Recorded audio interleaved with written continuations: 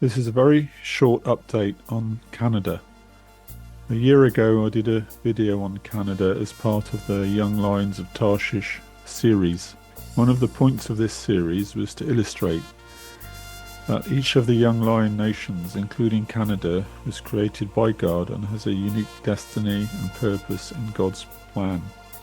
As I write, President Donald Trump has reiterated a call for Canada to become the 51st US state as he began his tariff-based trade war.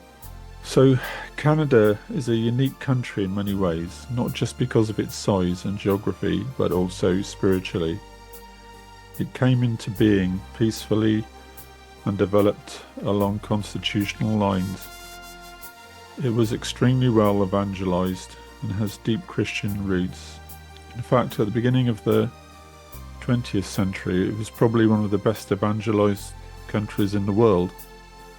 The founding Bible verse for Canada, given by New Brunswick's Leonard Tilley, was Psalm 28 verse 8, referring to God's dominion. He shall have dominion also from sea to sea, and from the river unto the ends of the earth. Canada is consequently officially called the Dominion of Canada to this day. The nation prophetically represents God's dominion over all things. Its destiny is to be a great nation and not to be under the dominion of any other nation. I find it fascinating that when a nation is established by God, it becomes immovable. Look at all the wars we have had in Europe over hundreds of years, and yet the basic boundaries of the major nations are very little changed. It is an amazing blessing to live in your own country without being controlled by another nation. This is a blessing from God, and something that is sometimes only really appreciated when it is under threat. Just leave me alone. Didn't you hear him? We're your worst nightmare. I don't know what you're talking about. Hey. A boot. It's about what we're talking about. And enough of that A business.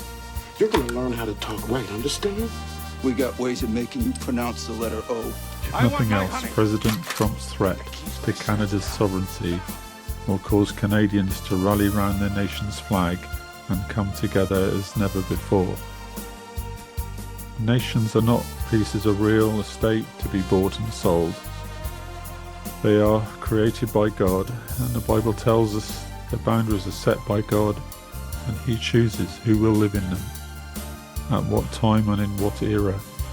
So however much man may want to acquire greater territory and more lands, ultimately God overrules, and it is Him who decides who the nations are. So thank you for listening.